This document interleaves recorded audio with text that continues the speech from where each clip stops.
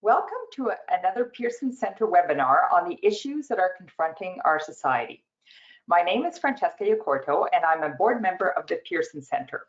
I'm also the Senior Director of Public Affairs at the National Airlines Council of Canada.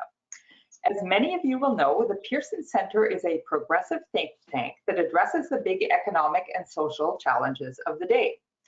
Our ongoing project is called COVID and Beyond, recognizing that we have a lot of issues to address as we plan for Canada's recovery and rebuilding that will be slow and long. At a webinar we hosted last summer on anti-racism, Senator Wanda Thomas Bernard said this is the time when the COVID pandemic has met the racism pandemic. So today we ask the question, are polarization and hate on the increase? This webinar marks the International Day to Combat Racial Discrimination, which was actually yesterday, and also marks the 5th anniversary of the Pursuing Justice project of the Pearson Center that we launched in March 2016. Over this period, we have hosted over 20 events which have, in whole or substantially, addressed combating polarization and hate, anti-racism, and reconciliation. We also have helped launch the federal government's anti-racism consultations, published many articles on the subject, and last summer issued a report on reimagining policing. It is important to note that our motto that has been at the center of these efforts is called Bringing People and Ideas Together. We regularly convene a range of interests to talk about racism and, in fact, address the matter in many of the economic and social issues we discuss. I now want to take a moment to thank our sponsors who make these events possible. A very special thank you to our two sustaining sponsors who are Canada's Building Trades Unions and the International Association of Firefighters. So a very large thank you to both organizations. While these webinars are free to attend, please visit our website at thepearsoncenter, all in one word, .ca, and make a contribution if you are able. Now to the panel. To talk about whether polarization and hate are on the increase, we have a stellar panel. I am pleased to welcome back to the Pearson podium Jamal Watkins from Washington, D.C. He is Senior VP Strategy and Advancement at the NAACP. He joined us for a webinar on the U.S. election back in October, and it's good to see him back again. We also have with us today Shri Paradkar, who's a Toronto Star columnist who writes on anti-oppression and social justice issues. She is also the Star's first internal ombud, a position tasked to create an anti-racist newsroom. She is the 2018-2019 recipient of the Atkinson Fellowship in Public Policy and winner of 2 Amnesty Awards for human rights reporting. We also have with us today Arif Virani, who is the MP for Parkdale High Park in Toronto, and who also serves as the Parliamentary Secretary to the Minister of Justice and Attorney General. He has participated in several Pearson events, and we're very glad to welcome him back. And we have with us today also Bernie Farber, who's the chairperson of the Canadian Anti-Hate Network, and in earlier roles served as Executive Director of the Mosaic Institute and of the Canadian Jewish Congress. He's also been an active participant in Pearson events on racism and diversity in the past. Our moderator today will be none other than Andrew Cardozo, who's the president of the Pearson Center and writes a regular column for the Hill Times. Very quickly on the format, the discussion will last about 40 minutes before we turn to a Q&A period with you, the audience, and end at 8 p.m. on the dot, or very shortly after that time. Please use the question box on your screen and we will get to as many questions as we can. This session is being recorded and will be posted on the Pearson YouTube channel by tomorrow. Just go to YouTube and search for Pearson Center. It will be available via podcast shortly as well. And on that note, I will turn it over to Andrew. Thank you, Francesca. Thanks for that introduction and getting us on our way here. What I'm going to do with the discussion today is try to guide it from a big picture down to some of the very specific issues we're dealing with these days. And Shri Paradkar, I'd like to start with you.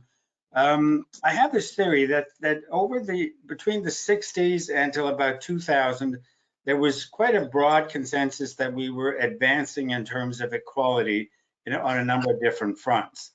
It seems to me that since 2000 till now, there seems to be a bit of slipping backwards and certainly a louder pushback or backlash. What's your sense of the trajectory of equality and more or less social cohesion? That's a really good question, because I'm not in agreement that there was social coherence from the 60s to even 2000. I do believe that it wasn't spoken about as much, and that is largely because there were certain voices that were just unheard. But I do think that there was maybe because we always have this glow from what happens in the US after the Civil Rights Act passed, there was this hope, and we opened our door to new immigration. So there was, I think, definitely a sense of hope that things were going to change. And it maybe took a while for immigrants to settle down and to come to this new place. I'm an immigrant, and I'm yet to meet an immigrant that doesn't want to be here or that dislikes the country. So they come with their hope as well, and it takes time for them to settle down. And then by the time the second generation realizes that they're not being treated the same, even though they're born here, that takes, so it takes a little bit of time. So I would say that people perhaps believed for maybe a couple of decades that things were equal. But then when the undercurrents began, there was no place to go. And there was their voices were not heard. Mind you, all of this, we're talking about a history of oppression in our country, right? We are founded on the theft of land, theft of labor, just as our southern neighbors are. So we've never really, we talk, the topic of today's discussion is polarization. And polarization assumes that we were at some point somewhere towards we had some kind of a consensus at some point, and we've been cleaved to these extremes by some kind of a boogeyman or maybe some kind of an ideology. And I don't believe that is true. I believe we are polarized, but I don't believe that the problem today is polarization, because we've always, when we spoke about that consensus and that unity, that was always among a certain class of people, the ruling class. But there would, if we had ever bothered to take indigenous opinions into account when settlers were here or were just coming in, I bet we would have seen a very polarized society. It's just we didn't bother to take that into account. So what has changed in my view is the fact that all those voices are now getting heard, and therefore it appears like we are polarized. But had those voices been heard from the 1600s, we would have been just as polarized. Interesting.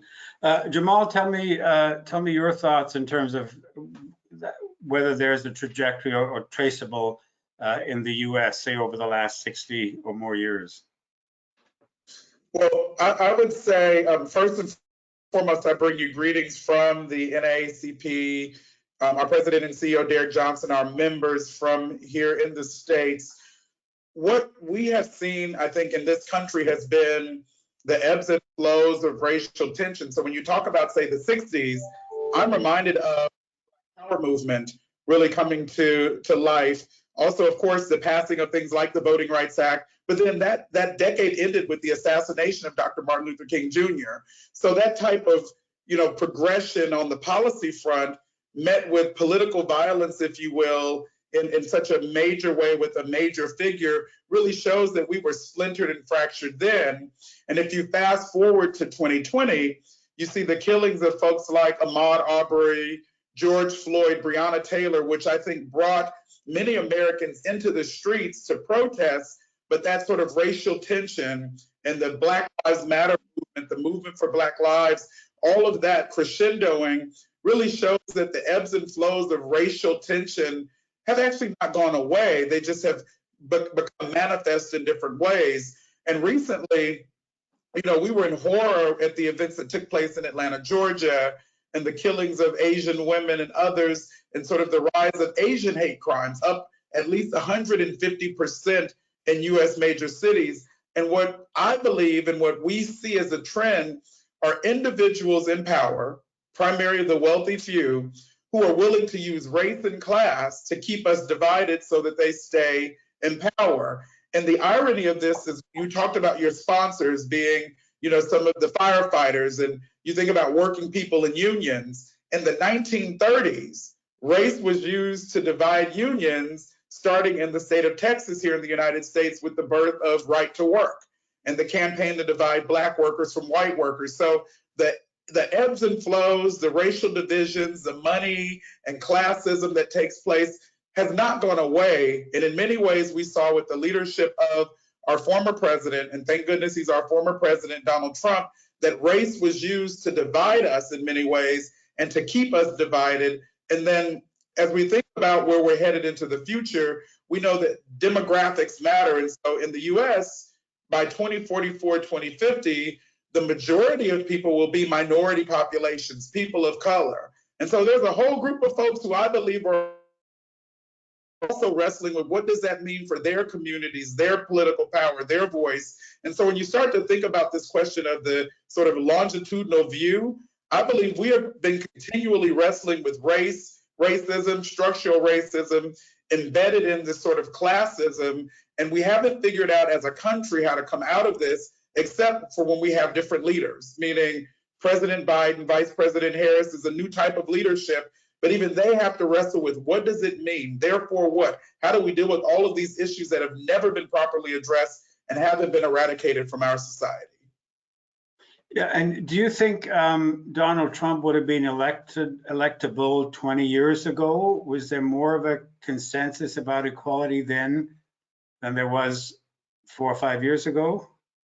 So I think in the late 90s, Donald Trump would have faced a different America, but a similar America. Remember, the late 90s gave birth to the Rodney King moment that took place in Los Angeles and the race riots that followed the Rodney King verdict. You also had the O.J. Simpson trial and verdict that also had racialized division. So the 90s gave us a lot of racialized division in this country as well. And so in many ways, I think America has a race and a class problem that we have yet to fully deal with.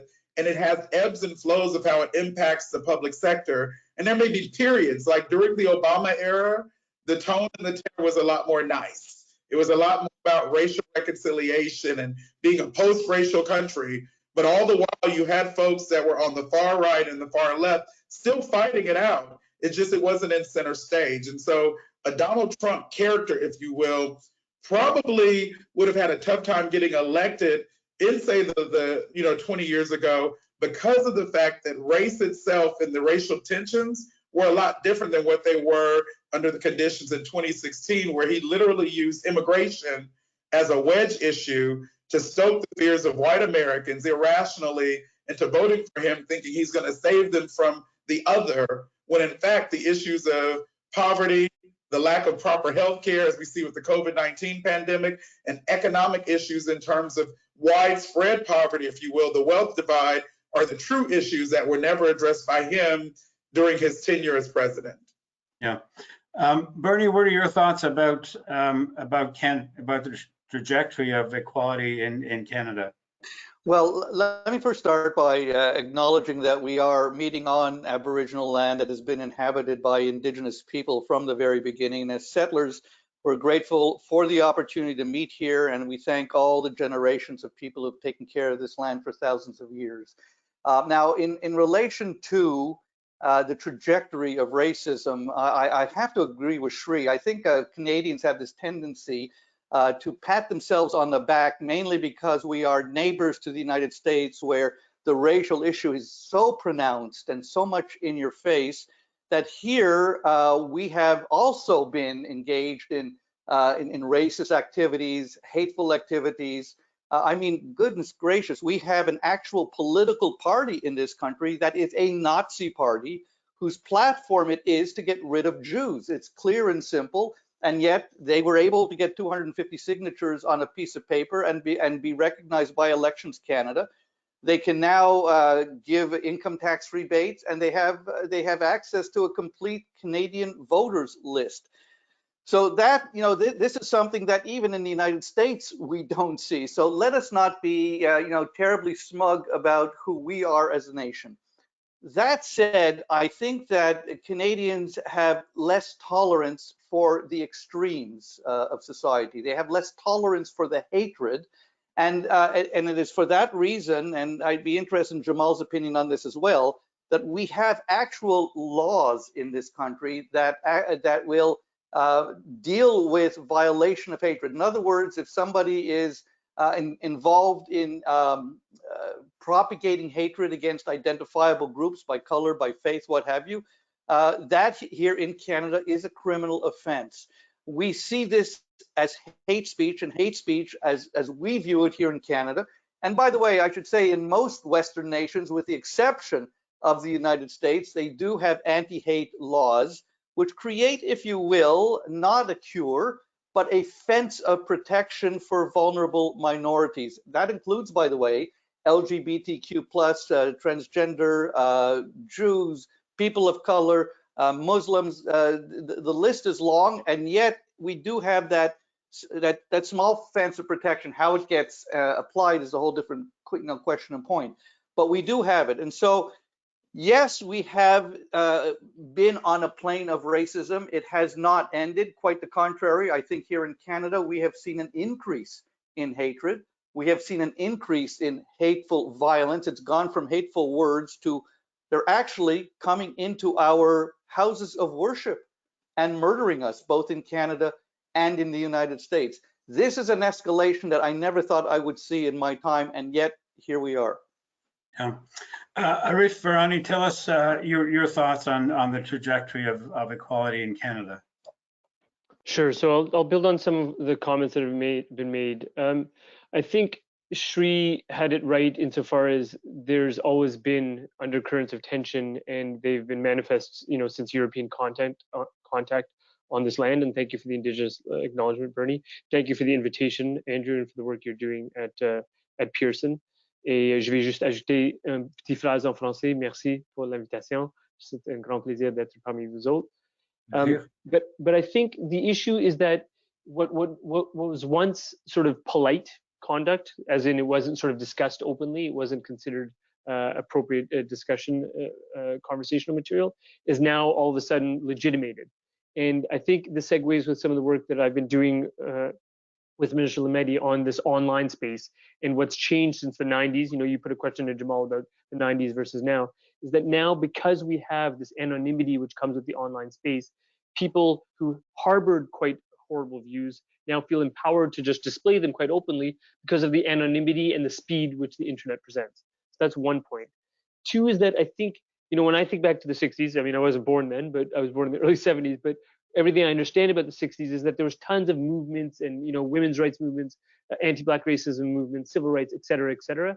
But now you see a huge pendulum swing where you get far-right movements as well. And obviously there's been a KKK and all these kinds of things in the past, and there were always fringe elements. But now it seems to be a bit less fringe, and people feel more emboldened, such as Capitol Hill protesters in the United States on January 6th, infamously, but also on Parliament Hill, yellow vesters calling for Mack trucks to be driven onto Parliament Hill and to drive over the Prime Minister.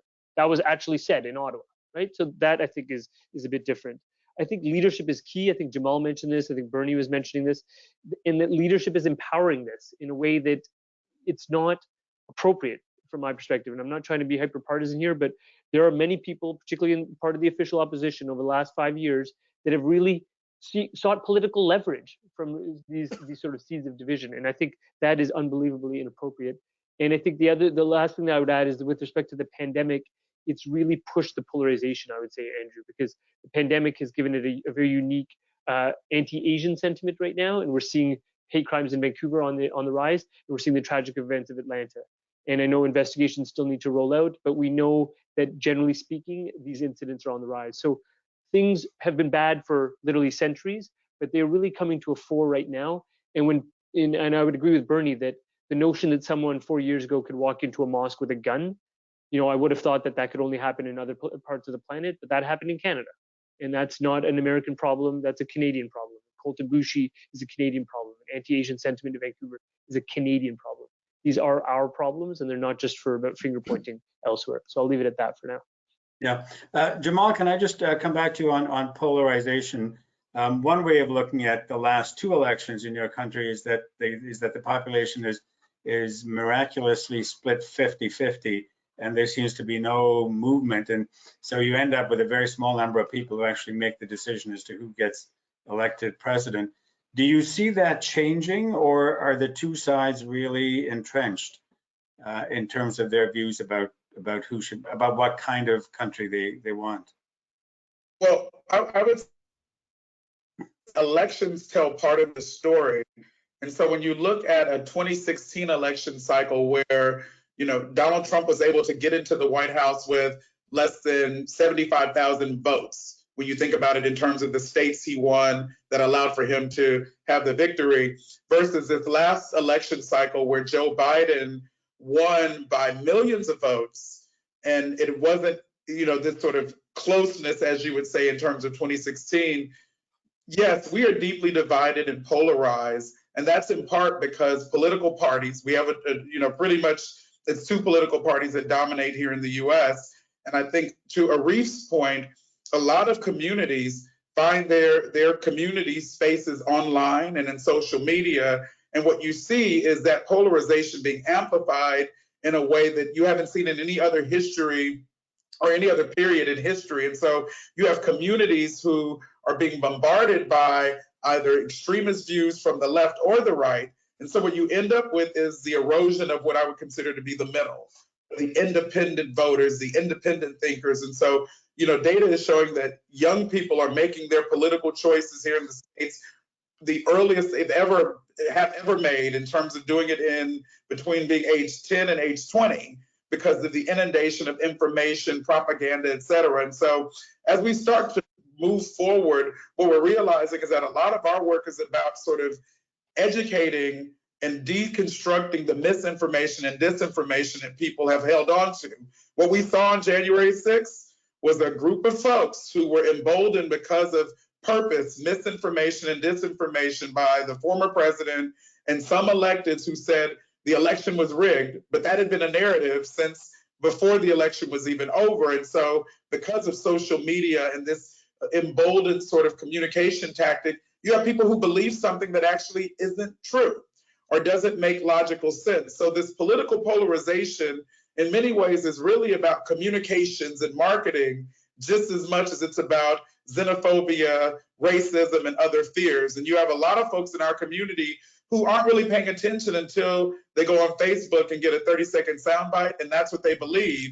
And what's scary about it is that soundbite could be something completely false, untrue, but now it's a fact for hundreds of thousands of folks who are then making decisions on the basis of that falsehood. Yeah. Shri, can I ask for your thoughts on, I want to switch a little bit and move into looking at hate and racism. Is the more overt form of hate and racism on the rise, and what does social media have to do with that? So the good thing with social media is that it amplified voices that were unheard by mainstream media. The bad thing about social media is it amplifies voices that really don't need to be heard at all, right? So anybody can have an opinion. The difference is it an informed opinion or a misinformed opinion? In terms of the rising hate, I want to unpack a little bit about what Jamal just, he referenced very, very briefly, the idea of extreme left and extreme right. I want to unpack the idea of extreme left because I'm not entirely convinced that it exists, because I don't know what it means.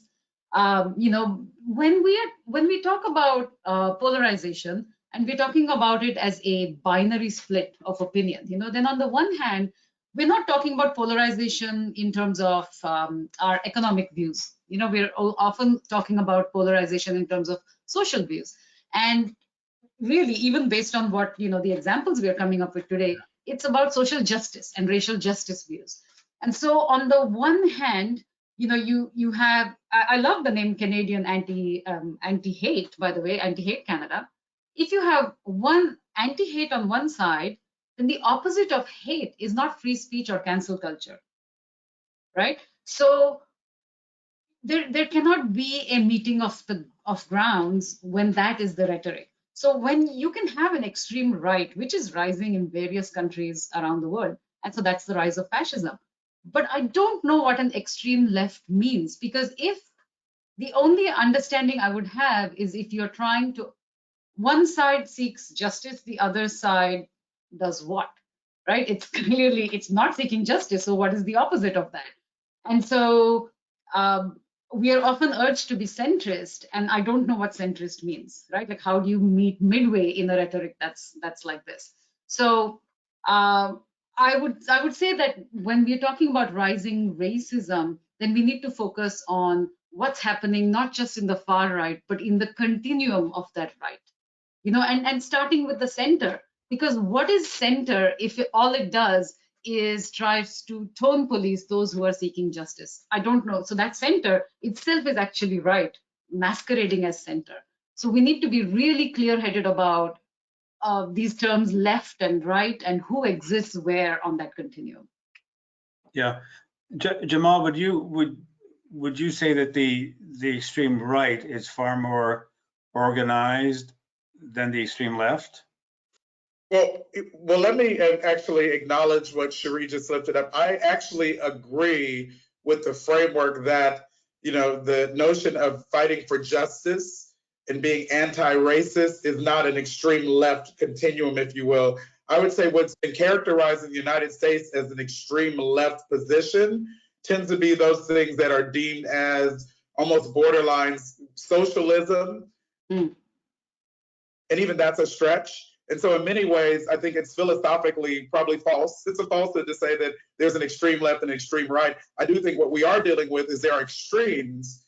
And what has happened in this country is that the organizations that are tending to be about social justice and really focusing in on what's best through a utilitarianism framework are almost demonized as being leftists, because the right, if you will, the conservative side of the aisle is actually pretty much rooted in things that are anti-democratic, racist, misogynistic, all of the things that actually we wouldn't want on the continuum in the first place. So in many ways, we sort of chose this, I think it's a moral falsehood to say that you can be, you know, conservative and not actually have to then address, but what does it mean to be racist? What does it mean to be misogynistic, xenophobic, you know, having anti-Semitic views?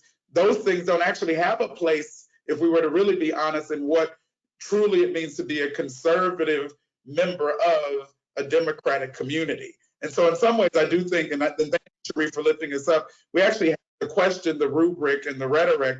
And then to your question, Andrew, I would argue that there's a lot of folks who spend money and organize using a conservative framework here in the United States. You know, we're religiously conservative, but they're really masking the things that we just lifted up, like racism, misogyny, xenophobia, and almost justifying it with a container that says, oh, we're just conservative, or we're the conservative right, when actually you're probably leaning more into those things that are about hate and division, which shouldn't be characterized as conservatism, but should be called what they are, which is hate, division, misogyny, et cetera. So I do think we have to grapple with that a lot more in the US and globally, and call a thing, and really make sure we're not using terms as a smokescreen for something else. Yeah, Bernie, you spent a good bit of your career, all your adult career, fighting hate in various forums. Do you find it a lot worse now than it was a while back? Is hate and racism a lot more overt? I believe it's the worst it has ever been. I've never seen it like this. And Shri and Jamal and Arif are quite right. The advent of social media has accelerated hatred. Back in my day, and we're talking about the 80s and 90s, groups like neo-Nazi groups like the Heritage Front and others in Canada used to stand on street corners and hand out leaflets. If 10 people took those leaflets, that was considered a pretty good day. Today, these same people, and they don't number a lot, but even if they're, you know, 0.5% of a population, it's enough. They get onto Twitter or on the Facebook or create their own websites and push a button, and potentially they reach millions millions of people. And of those millions, let us say, what, 100,000 are followers? And of that 100,000, maybe 10,000 are deep followers. And of 10,000, even a few hundred are followers enough to commit violence. That's enough. You don't need a lot of people to create this kind of havoc. And so what the extreme right has done, trying to temper what we're seeing and the actions of of their fellow members, so to speak, is that they have created a false equivalency. That's where you hear these terms like extreme left, Antifa. Antifa has all become this devil. Well, what is Antifa? Antifa is anti-fascist. I'm an anti-fascist. My late father, who fought for the partisans in Russia during World War II, fought Nazis. He was an anti-fascist.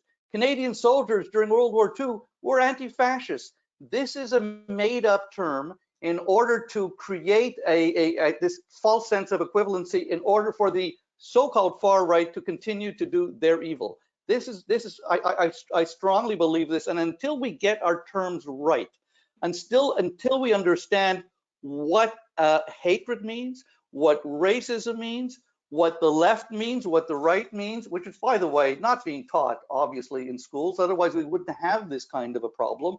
We need to re-educate people into terms of understanding. Otherwise, this mountain climbing is going to continue up to a peak. And I'm very afraid of the immediate future. What I saw in the United States, what I see creeping here into Canada, the violence I've seen against Asian Canadians, by the way, not just in Vancouver, here in Toronto, in Ottawa, in Winnipeg, where Asian Canadians, because of the pandemic, are being attacked on the streets. When have we ever seen that before? The worst things we used to see in my time was a swastika carved into a synagogue or spray painted on a synagogue, and we reacted as we should, with horror.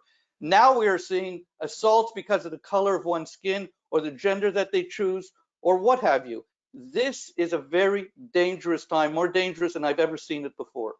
Yeah, just in terms of terminology, Bernie, you keep talking about in your time. I want to suggest it's still your time.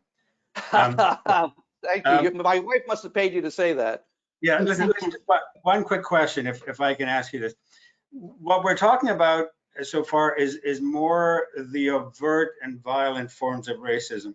Can you, in terms of terminology, just give me your quick definition of systemic racism, which I might say is a lower grade or a quieter form or more subtle form of racism? How would you define systemic? Well, I would actually define it a little bit more focused. I mean, to me, systemic racism is really the root cause of what we're seeing here. We have permitted a society to be based on how we judge people, be it by the color of their skin, be it by their faith.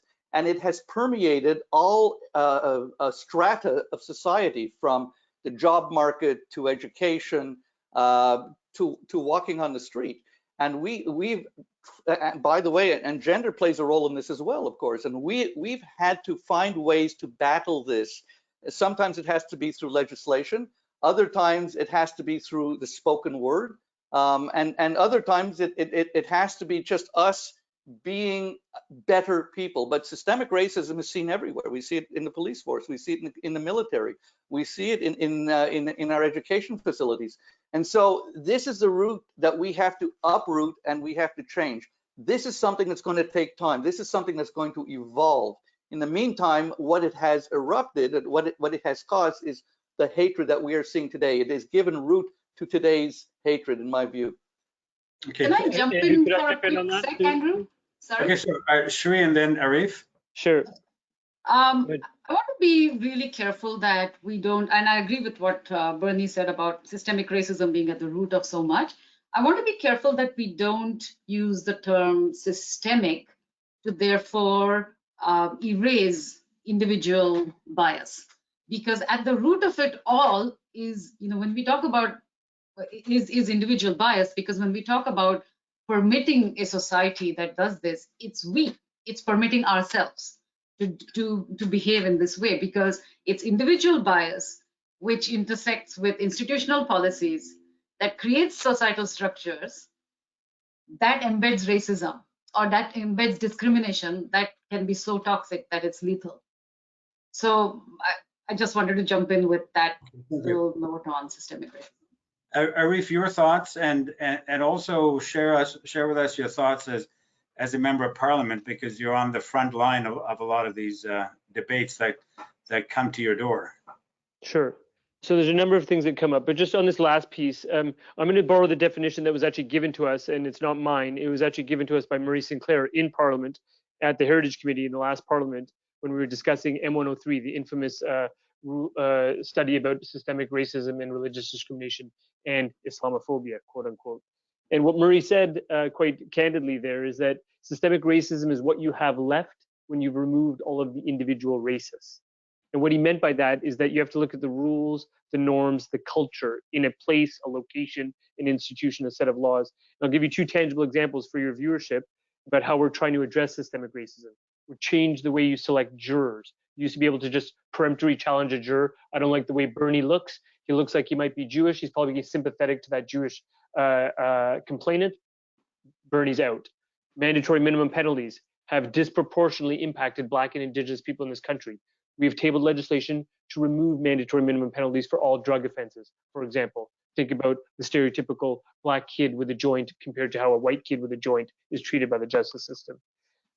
On some of the points that were raised earlier about polarization, I think what I would sort of inject into the discussion is that what I find, and I take everything that's been said because it's been said quite cogently and quite with a lot of analysis, but what I find in terms of that mushy middle is that there used to be, for example, a progressive conservative party in this country, where people were what we call red Tories. You know, they were fiscally conservative, but maybe more progressive on social policy.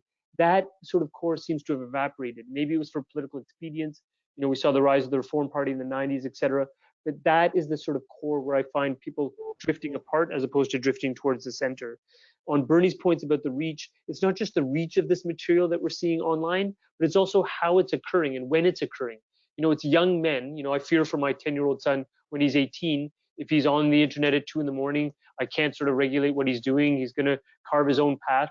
And people are not just being exposed to material, but they're being actively recruited by some of these groups.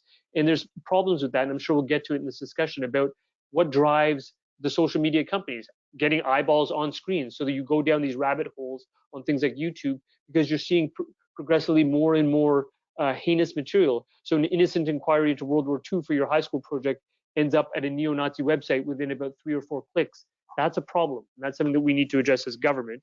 And then the last piece is, I think it's also just really critical on the terminology. You mentioned this and you're asking Bernie a bit about it, but I think what's interesting is that you always find parliamentarians, and you asked me about my parliamentarian role, testing the waters about what terminology will work or what will gravitate with what they perceive to be their base. I think about Brad Trost and the term Islamophobia. I think about Kelly Leach and the terms, the values test for immigrants, etc. And very recently, Yves Blanchette, in the House of Commons, the second Justin Trudeau names Omar Al-Ghabra to cabinet, an Arab Muslim man to cabinet. You know, he's bringing back old stories about the Canadian Arab Federation and, you know, Omar's sort of dodgy interactions with that entity and how they were treated in the past. It fell like a bag of bricks because I don't think that's where Canadians are now. But the fact that politicians are still testing those waters, to me, is problematic, and they still keep floating these trial balloons. And that's what I've seen from my parliamentary perspective, and I think that's problematic. It needs to be called out. We need to have broader consensus in terms of what is and what is not appropriate. So I'll leave it at that for now. Thanks.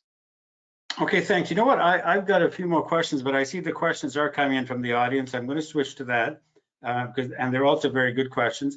And for those of you who haven't sent in questions yet, I just want to remind you that you can send in your questions using the question box, not the chat box, but the question box on your screen. So here we go. I'll ask this question of Jamal and Bernie. Hate speech is often disguised as free speech. How can we guarantee freedom of expression while ensuring that we protect people from hate speech? Jamal. Well, and it's one of the things that we find at least very tricky here in the U.S., and I'm sure you all wrestle with this, is this the notion of, you know, in the U.S. Constitution, there's this notion of freedom of speech. But when we start talking about hate speech and what it turns into, and I think, Bernie, you touched on this earlier around our laws here in the U.S. where, we do have hate crime laws. We do have laws that prevent certain forms of discrimination, but that continuum gets very fuzzy. And so as an association, the NAACP, what we believe and what we have been fighting for is that when speech has a causal effect, then that's when it needs to be in some ways monitored and or regulated. And so that's a fine line, but at the end of the day, you have the right to your own personal opinion. But when your personal opinion turns into something that affects others in a negative way, the question then becomes, how far do we go to regulate that? And it's a debate, but at least for our organization, we believe that hate speech has to actually be linked to a moral imperative, if you will, or setting a cultural norm in this country that says there's certain types of speech, if you will, that are not deemed socially acceptable, because you may not be able to regulate it in the strictest legal sense. A person can use a racial epithet if they want to, but how do we hold them accountable morally and socially is up to us to build that into what we do in our daily lives, in our culture, and in our communications. And it's why, for example, when we were fighting against Facebook last year through the Stop Hate for Profit campaign with the Anti-Defamation League and other partners, we said that there was a moral imperative for the platform to regulate the types of speech that generate the types of organizing that turn into the types of hate crimes that we saw actually play out in communities like in Wisconsin. And so if we don't take a stand at some level, even though it may be deemed as freedom of speech, then what we do is we open Pandora's box to allow for, I think, the deterioration of our society in a way that's really not healthy for those members of society who literally want to work, live, and have a good life. So, for us, that has been the continuum in the fight. But it is a slippery slope at times, because you'll have folks who say it's censorship, but we say, no, if we don't have some moral line or a moral imperative in this country, then what are we actually doing as a nation together to protect everyone and to build the right type of fabric and right type of society that we envision? Yeah. And here's one way that I think the United States can look up, and I mean up at Canada, as an example of how we have been able to find what I believe is really that fine balance between free speech, which we embrace passionately, and hate speech. Hate speech in the Canadian vision is not free speech. Hate speech is actually violent speech. It causes people to be bullied. It causes people to feel fear about even speaking back. It actually restricts speech. And so we have found ways in which to deal with it through both criminal law, and to me, it's still a large hammer to use, but it's still an important one. And at one time, we used to actually have a civil procedure through our Canadian Human Rights Act to deal with online hate speech. Sadly, however, a former government, a conservative government, repealed that particular regulation, and it's now, I'm hoping, and I'm looking at Arif as I'm speaking here, a subject that is now back on the table. We have the Canadian Anti-Hate Network has just released a major poll done by Ecos Research, in which we have proven undoubtedly that Canadians, 80% of Canadians, want a more law or more regulation to deal with the worst kinds of hate speech, which has already, by the way, been defined in Canadian law. The Supreme Court of Canada has defined the extent of what hate speech really is. It's not just calling somebody a name. It's far worse than that. It's not being offensive. It's using the most intensive form of hatred that one can think of. And you're right, Jamal. It is a bit of a slippery slope, but I think over the 30 years that the Canadian anti-hate laws have been in existence, we have found the groove. We don't use it holus bolus, and it ought not to be used holus bolus. It has to be used with care. And there might have been maybe in 30 years, a handful, maybe 25, maybe 30, maybe 40 cases at the very most that have actually gone through the criminal system. These are the most egregious of cases, but people there know, people in Canada know that they do have this law, and hopefully there will be new regulations coming out shortly from this government that will deal with the online portion, which is really, at this point, I think, the most serious motivator of hate, probably universally. Andrew, could I jump in for 20 seconds just on this? 20 seconds, yes. Yeah, I think I'd say stay tuned to Bernie. Lots of things are being discussed. But I think one way of conceptualizing it, Andrew, is particularly now during the pandemic, so many people are participating online. And one way of reconciling it with this notion of free speech is that we want to make sure that that virtual space is open and accessible to everyone.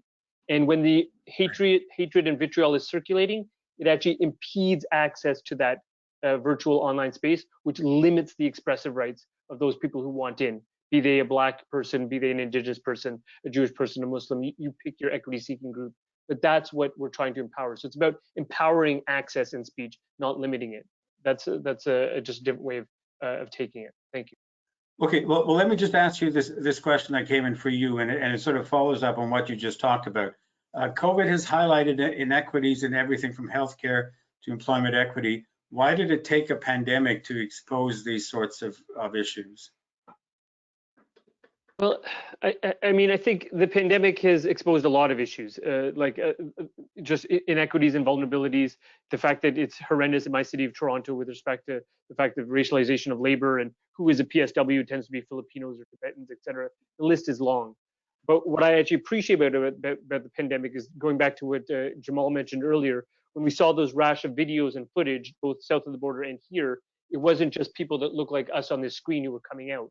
It was largely people that I'd never seen before, not Black, Indigenous, or people of color showing up for rallies for causes that address systemic racism. I think that's a good sign. It's a welcome sign. It may be frustrating for some that it's taken these kinds of triggers, but there's now concrete momentum behind it to the point where you're seeing it and commitments being made to it by many, many leaders, by our government, by many other parties, and so much so that notions that were just 3 years ago taboo, such as the term Islamophobia, are now being uttered by all parties. And now we're seizing on that momentum to try and act. And we're looking at different tools, such as the levers that Bernie mentioned, civil legislation, criminal code legislation, online regulation, because that's really what Canadians seem to be demanding. You asked us about the difference between now and the 60s.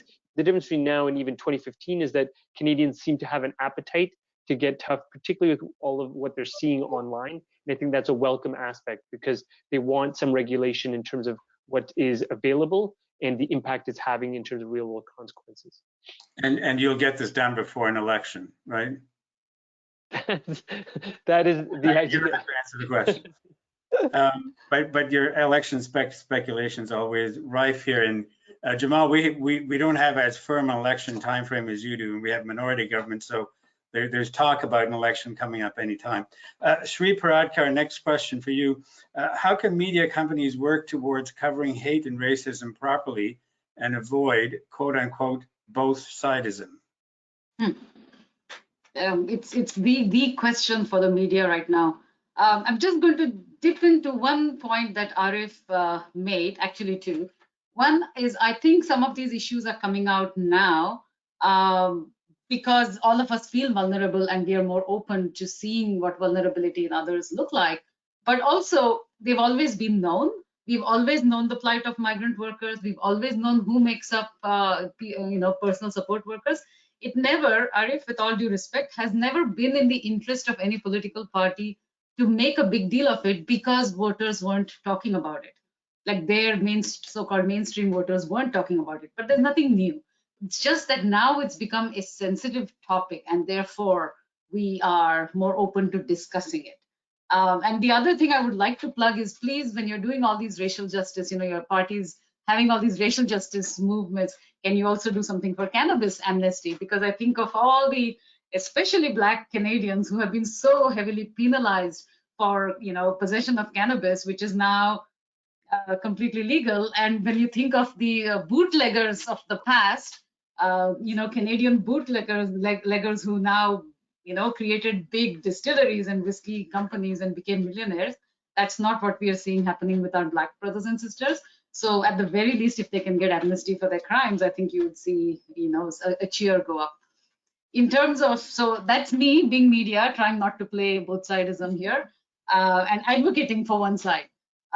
So now, how should media? I think it's a very important question because we've, for a long time, had this illusion of objectivity, and we still do. There is still resistance to the idea that we can't be, that we can't be objective, when in fact nobody is neutral and moral and above the fray.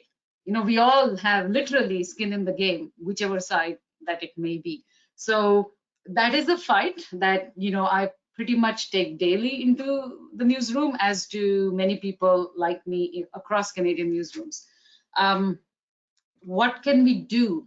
I think keep pushing and advocating, but also constantly clarifying terms, constant self-introspection, and taking responsibility, for the impact that we still have. And here I'm talking about the news industry, not social media, but the news industry and papers like ours, the Toronto Star, CBC, legacy media, that we continue to have a major impact. And we do need to look at, should Maxime Bernier be called to the newsroom? Just because he's running a party, does he deserve to have a platform? I know this raises free speech hackles, but not everybody with an opinion is a valid political leader, right? Just because they have an opinion, or as it turned out, 3% of support. We do need to look at how we cover crime. We do need to consider, and I consider this very deeply, how we were able to laugh off Donald Trump. How were we so wrong that we could see him as a joke, right? And for this, I look at myself, because at that time I wasn't a columnist, I was on the breaking news desk, and I would see numbers going up. This is pre-US elections. A year before the US elections, I would see our numbers of viewers going up when we mentioned Donald Trump, and I would put Donald Trump in the headline, because I didn't take him seriously, right? So why was he such a joke? What did we miss, right? And so I think that responsibility of what did we do, what do we, and what did we miss then, and what are we continuously missing today? And then keep tweaking our own internal policies. When we cover stories, there are disproportionately Black and Indigenous people, especially crime stories, they are impacted. And can we consider delisting stories from Google? These are some of the major questions that we continue to grapple with. Okay. Bernie, a quick question for you. You've been working in this field for a long time. Are the police and Crown attorneys trained to the extent necessary to recognize and prosecute hate crimes that occur in society? Well, they were. There used to be actual anti-hate crime units, in most urban police forces across Canada. And by the late 1990s, early 2000s, they started to dissipate to a point where they no longer exist. There's an odd officer or two who's assigned to the intelligence units to do hate crimes, but that field of expertise that used to be there is no longer there. As a matter of fact, we had a horrible murder here in Toronto back in September. A Muslim man outside of his mosque had his throat slit. They caught the perpetrator. It was a Canadian anti-hate network that discovered links between this perpetrator and O9A, which is a neo-Nazi cult group that have committed murders across Europe, the United States, and now allegedly in Canada. We're still waiting for Metro Toronto Police to tell us whether or not this was a hate crime. And that, I sincerely believe, is as a result of not having enough expertise. And I would say the same, by the way, for Crown attorneys. I think that there is a will. I think people are beginning to see that we need to move in that direction. But right now, it takes, I have to tell you, but between the time a hate crime is actually prosecuted, from the time it's laid to the time it's prosecuted, could take up to 5 years. 5 years. That's a long time, and that's because we do not have the expertise. And by the way, the same is true for the Canadian military, which is a whole other story and a whole other forum for another time. But right now, we have to really get back on the ball. Hate crime units in police services where they're trained to do this is an absolute must. Jamal, your thoughts on the prosecution of hate crimes in the US? So I would say one of the things that we are struggling with here in the States is not even the notion of the prosecution of hate crimes, but the criminalization of people of color in communities of color. And so we are dealing with a police state, if you will, and a very, very much so invested in militarized approach to how police and communities interact. So when you start talking about the prosecution of hate crimes, how do we actually right-size what it means to have public safety in Black and brown communities in the US? It's actually still a struggle. And so one example, when you think about what happened in Atlanta, in the Asian community, you have the sheriff who is doing a press conference and talking about this issue as being a troubled person who had a bad day, who acted out of his, sexual frustrations. He didn't mention racism at all. He also didn't mention the fact that he himself used social media to promote racist paraphernalia relative to the coronavirus. And so when you start to think about where we are in the States, I think we are far behind as it relates to our issues of mass incarceration, over-policing, police community violence in terms of how it's racialized, qualified immunity of police officers. So we haven't even gotten to the place where we can trust that policing, if you will, is going to properly address what would be considered hate crimes and what would be considered racialized hate behavior, because it's so imbalanced and unbalanced as it relates to how communities of color are treated. So we're sort of in a different paradigm, if you will, altogether, in my opinion, to even get to a place where we're actually doing both end, which is true public safety and protecting minority communities and people of color from what would be otherwise considered hate crimes in maybe other countries. Yeah, we're almost out of time, so I'm going to ask you each to comment on this issue as we close out. As a think tank, what we do is one of the mottos we like to use is bringing people and ideas together. What are your thoughts on what can be doing? What is the role of civil society groups, of business and labor in terms of combating racism and hate? And if you can do that in 30 seconds to a minute, just a couple of top line thoughts. Bernie, I'll start with you.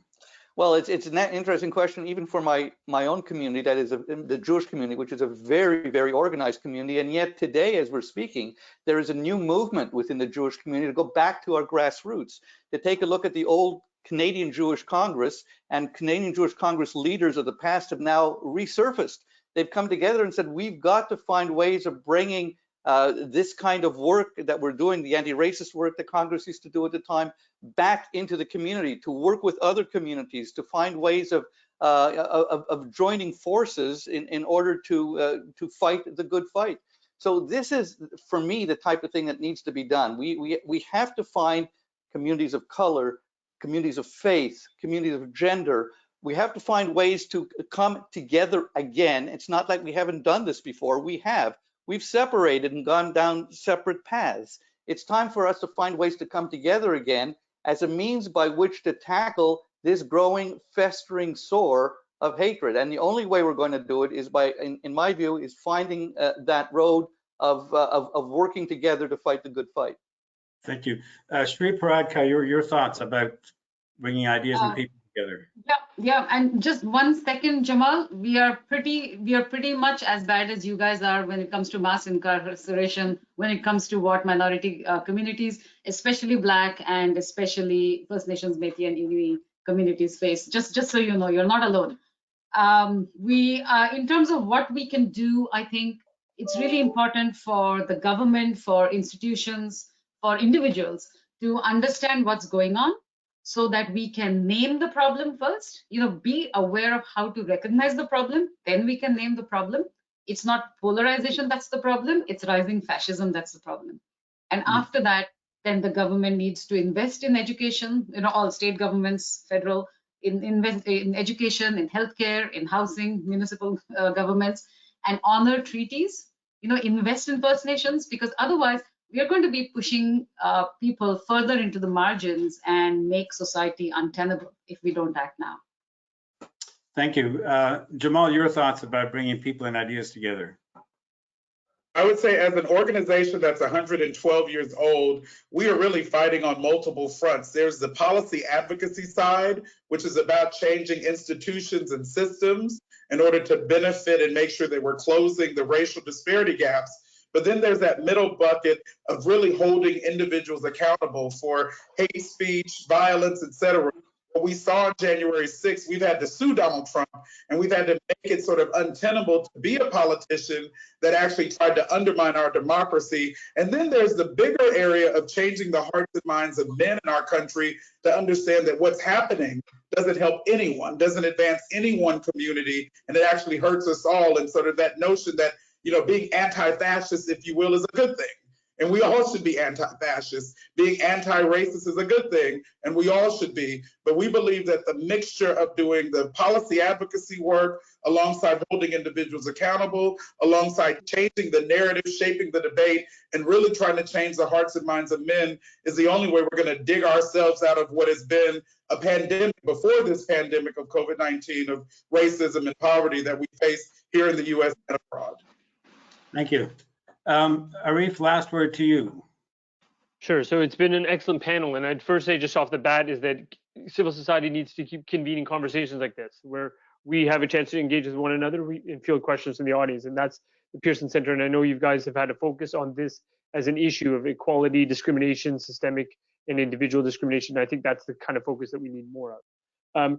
I think it relates to what Bernie said, and you know what I heard a lot about in terms of consultations I personally led last summer on what we do with online hate and hatred, is that we need civil society to be empowered, to be brought into the fold, because we know that the young Muslim girl might be more comfortable going to a Muslim leader, a young black kid might be more comfortable going to a black leader, et cetera, as opposed to going to law enforcement with their concerns. Unless we harness that civil society knowledge and know-how and tools, we won't actually get to be able to identify the problem, and we'll be able to remedy it. So I think it just needs to be more of a trusting relationship and more of a working relationship in order to move forward. And Arif, just quickly, what are your thoughts about the legislative issues or policy issues you think that the government will be dealing with in this area in the next few months? Yeah, and let me touch on something that that Sri had mentioned, because you know that we've already tabled legislation that deals with mandatory minimums, and that's the penalties that relate to cannabis, to drugs, and to firearms. There's also active discussion about going further with respect to sort of people that have already had penalties, including convictions. So again, I would say I can't disclose much more than that, but there's active thinking going on with respect to that. With respect to online harms, there's sort of a few different buckets. One is what Stephen Gilbo is working on with regulating online entities. You've seen what we've done with digital advertising, with privacy of online giants, with treating them as broadcasters. The next iteration, the fourth iteration, would be getting tough with social media companies that peddle in hate. Also looking at criminal code alterations and potentially civil alterations to the Canada Human Rights Act. So that's another iteration. But I also think there's a part that we haven't really discussed very much. Sri touched on it a little bit, but it's the whole suite of other programs. One of the most popular things we've done in the last year to deal with systemic anti-Black racism is actually fueling a Black entrepreneurship strategy, which puts dollars in the hands of the Black community to empower themselves to change their circumstances on the ground. So it's got to be sort of a full suite of sort of legislative initiatives. And like you said, we've got to get it done sooner rather than later, because we don't have a 4-year runway. Okay, well, thank you very much. Before I say a final goodbye, I just want to remind our audiences that we have, over the course of April, from the 7th of April to the 21st, we have a series of 10 webinars, which we're calling our annual conference. They're spread out so that it's easier for people to attend. We'll be dealing with a number of issues dealing with rebuilding, the future of work, and various aspects of the economy. So please join us for those sessions coming up through April. We'll certainly be getting back to this topic. I want to take a moment to thank everybody very much. Sri Paradkar, we read you diligently, and thank you for being with us here today. Bernie Farber, for your years of service, and your day is still going on, so please keep at it with the Anti-Hate Network. Jamal, a special thank you to you for joining us. Those of us in this field really look to the NAACP as being a leader and an organization that has done an awful lot in very tough circumstances over many decades. So congratulations on that, and thank you for joining us once again. And Arif, all the best to you as you take forward the ideas that were put forward today and put them into action. Thanks very much, everybody, for being here. Be safe and take care.